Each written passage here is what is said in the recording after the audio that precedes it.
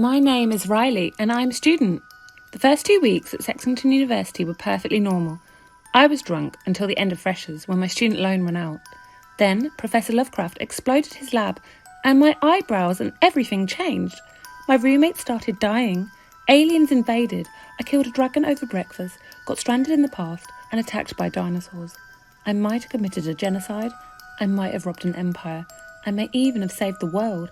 I really hope next week is quieter. I have an assignment due. Hello and welcome to my review of Ian Fleming's second James Bond novel, Live and Let Die, which is also the source of one of my all-time favourite Bond films, so I definitely came into this one with high hopes, even after my previous experience with Fleming was the disappointing Diamonds Are Forever. This 1954 novel begins with Bond arriving in the States for a rendezvous with his old colleague and friend Felix Leiter. Via a flashback, it details his recovery from injuries sustained in the previous book, Casino Royale, and his first briefings for the mission that has brought him to the States. Gold coins have surfaced in the black market in great numbers. These relics from the age of Caribbean piracy hold considerable value and are rumoured to be funding the criminal network of a man called Mr. Big. Mr. Big is also a Russian agent, likely part of SMERSH, Bond's sworn enemies, so he has two reasons to want to shut down the criminal empire Mr. Big is building. That empire is centred around Jamaica and Florida, attracting the attention of both the British and the Americans and renewing Bond's partnership with Leiter. While this novel was probably quite progressive for the 50s, if you are offended by outdated terms, then this is not the book for you because there are a lot of them used here. The frequency of those terms is due to Mr. Big being black and building his empire on a huge network of black people in a variety of industries and jobs that all funnel information to him.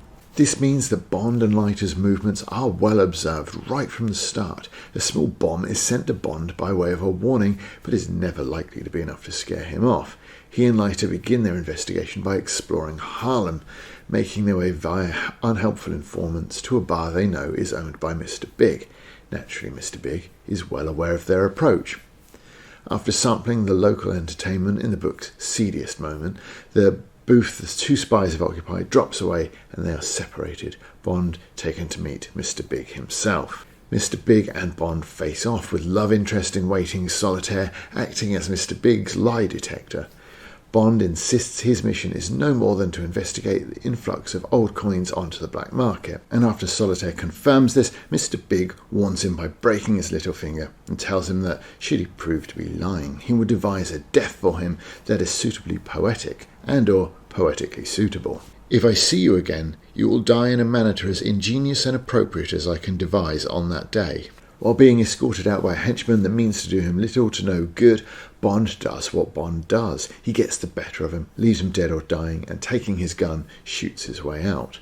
Unfortunately, the police heat this generate means that Leiter and Bond are going to have to get out of town. Bond is packing, not even slightly hastily, and receives a phone call from Solitaire who says she has escaped and is desperate for his help. As the CIA have arranged for Bond to flee via a train under an assumed name, he arranges for her to join him on the train. There, Bond finds the porter amenable to helping, and he warns the two travellers that Mr. Big has agents on that very train that are aware of him and just waiting for their moment. In no particular hurry and with no particular care, Bond and Solitaire skip the train for a taxi and an alternative train down to Florida. And if Fleming's depiction of black people and his regular use of words that YouTube doesn't like is, for the time, fairly neutral, Fleming really doesn't like retirees apparently, and spends more than a few pages railing against the old people of Florida. Bond and Leiter and Solitaire take lodgings with a local busybody, and Bond and Leiter decide to investigate a local warehouse linked to Mr. Big. This is one of those moments that baffle me about these books.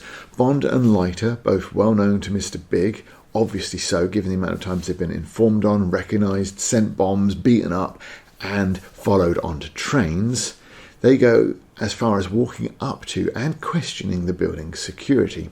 Later they decide to do a bit of breaking and entering, but it seems, having already alerted the security, somewhat less than sensible. Prior to their recce on foot, they do no observations of the building, no stakeout, no retrieving the building's blueprints from Town Hall, for example, no fly, say, or drive-by. This is their first move.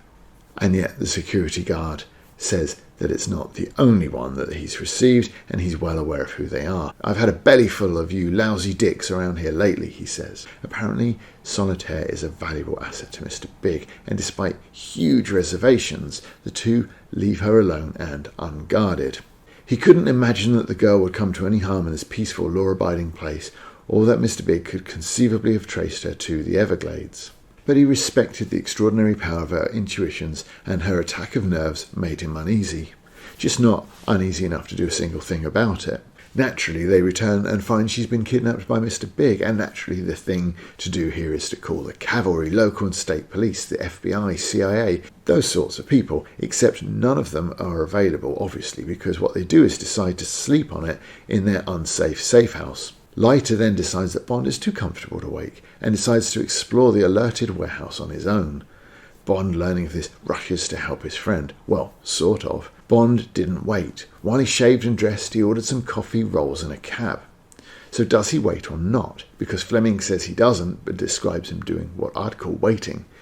And this isn't the only instance of Bond or Leiter acting like there's no urgency in the world. It really doesn't help you relate stakes and danger if nobody is ever in a hurry to do anything about it. However, Bond, now thoroughly groomed and breakfasted, is prepared to go and save his friend from the most urgent and mortal danger he may or may not be in, when he receives a phone call from the local hospital which tells him Leiter has been admitted, having suffered what would have been his second beating of the book. Bond rushes to the hospital because getting there is urgent, but stopping him needing to go there isn't. But this call was part of a cunning ruse because Mr. Big wanted Bond out of the house so that his henchman could return Leiter to the unsafe safe house while he was out.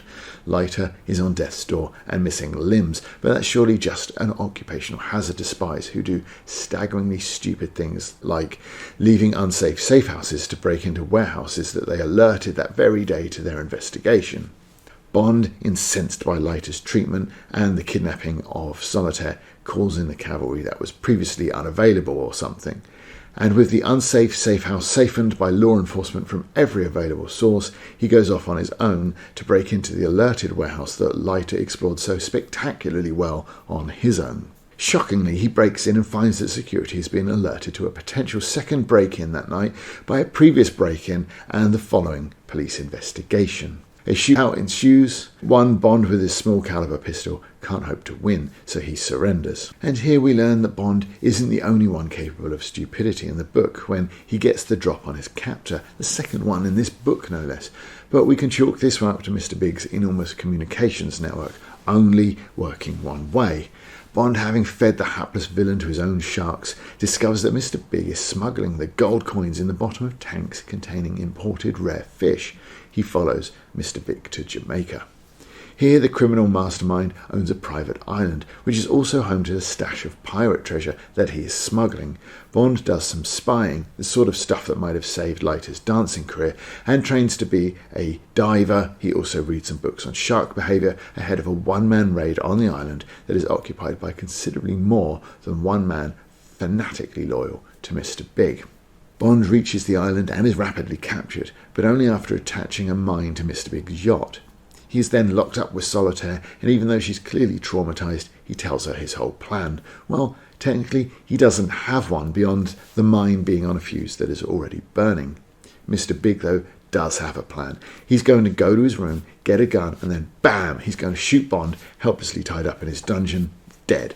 Game over, criminal enterprise safe to continue.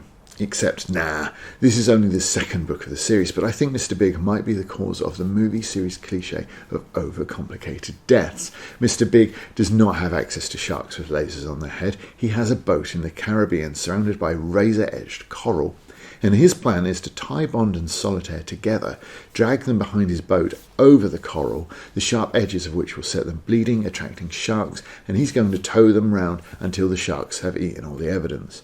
Technically, there's no reason not to shoot them now and tow them later, or even just to do that now, apart from one. The fuse has several hours to burn, so they all need to wait. Bond, in his brilliance, also has a plan. He's going to hope and pray that the mine isn't discovered and that it explodes at just the right time when the ship has Mr. Big and all his people on it before it gets far enough to reduce him and Solitaire to bloody coral decorations. I can't imagine you'll struggle to guess whose plan works out, the overly complicated and needlessly delayed one, or the one that relies entirely on divine intervention. But if you are struggling, there are more books in this series. I have to say, even though clearly this story isn't great, it is way better than Diamonds Are Forever by about the same amount of miles Bond travels in the course of it. In fact, it actually has a good deal of energy at first, and Mr. Big and his legion of followers are interesting, if not especially effective villains. The communications network Mr. Big has set up would be way better for generating dramatic situations in more capable hands. Lee Childs, for example. And I mention him because the first half of this book is characterised by the same restless and relentless energy and broken up into similarly short chapters as in Childs' work.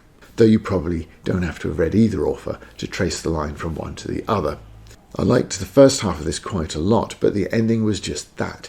It elicited little in the way of feeling from me, nor did Leiter's fate nor Bond's. In fact, Solitaire is the closest the novel has to a character that evokes an emotional response, somewhat dampened in modern times by her use of the hard R word.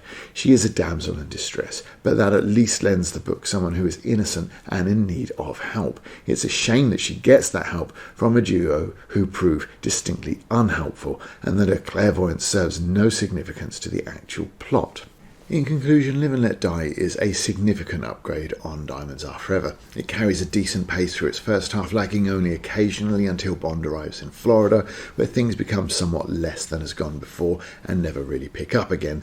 It's hard to consider the novel, despite its minor strengths, without wondering how these books became as popular as they did. It'd be hard to describe them as the first to do anything that they actually do. Hammond Innes had been writing similarly masculine adventure thrillers since before the war. Claiming that the espionage aspect of Bond sets him apart would be a stretch, as this is little more than a police investigation, with Bond and Leiter mentioning more than once that they were treading on the toes of the people who ought to be investigating it. Did you remember me mentioning Mr. Big was a Russian spy? Because it has no bearing on the story beyond giving Bond a slightly better reason to want to bring him down. Bond's investigation left me scratching my head and wondering why is he doing that more often than not, and you can only hang on to an audience for so long in those circumstances before they can find something better to do. Solitaire at least provides somebody to root for, even if her superpower is never used. And as disappointing as that is, in terms of plot, character or prose, I'd struggle to find an example of Fleming doing something better here. Live and Let Die is just okay. The film's a lot more fun, even if it is quite silly compared to the tone of its source material, but it is way better than the Bond books from Deaver and Hickson that I've reviewed here more recently. Thanks for watching, like and subscribe for more.